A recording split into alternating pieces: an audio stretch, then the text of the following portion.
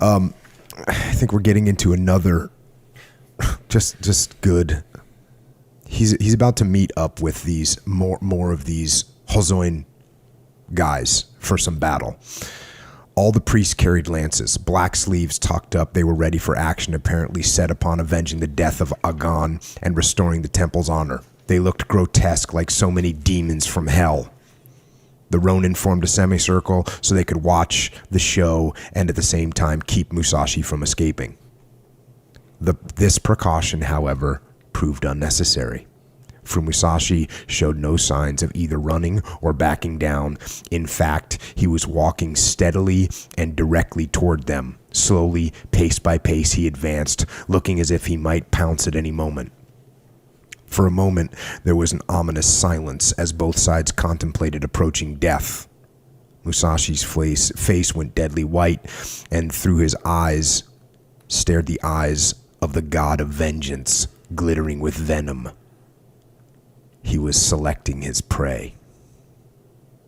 Neither the Ronin nor the priests were as tense as Musashi. Their numbers gave them confidence, and their optimism was unshakable. Still, no one wanted to be the first attacked. A priest at the end of the column of the Lancers gave a signal, and without breaking formation, they rushed around to Musashi's right. "Musashi, I am Inshun," shouted the same priest. "I'm told you came while I was away and killed Agon. That you later publicly insulted the honor of the Hozoin. That you mocked us by having posters put up all over town. Is this true?" "No," shouted Musashi. "If you're a priest, you should know better than to trust only what you see and hear. You should consider things with your mind and spirit." It was like pouring oil on the flames. Ignoring their leader, the priest began to shout, saying talk was cheap, it was time to fight. They were enthusiastically seconded by the Ronin, who had grouped themselves in close formation to Musashi's left. Screaming, cursing, and waving their swords in the air, they egged the priests on into action. Musashi, convinced that the Ronin were all mouth and no fight, suddenly turned to them and shouted, "All right, which one of you wants to come forward?" All but 2 or 3 fell back a pace, each sure that Musashi's evil eye was upon him. The 2 or 3 brave ones stood ready, swords outstretched, in issuing the challenge. In the wink of an eye, Musashi was on one of them like a fighting cock. There was a sound of a popping cork, and the ground turned red. Then came a chilling noise, not a battle cry, not a curse, but a truly blood-curdling howl. Musashi's sword screeched back and forth through the air, a reverberation in his own body, telling him when he had connected with human bone. Blood and brain spattered from his blade. Fingers and arms flew through the air. Most of the time, Musashi wasn't really conscious of what he was doing. He was in a sort of trance, a murderous dream in which body and soul were concentrated in this 3-foot sword.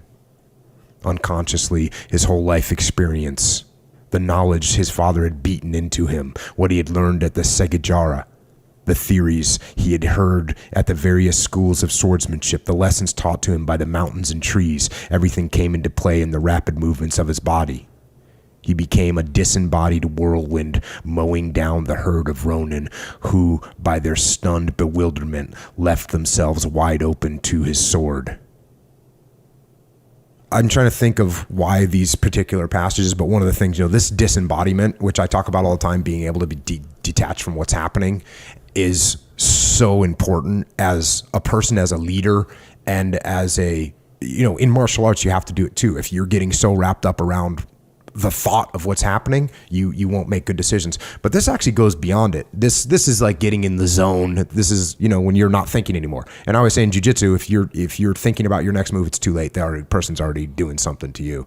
But that idea of being disembodied and being detached and not thinking about what you're doing, but just doing it is epic if you can do it.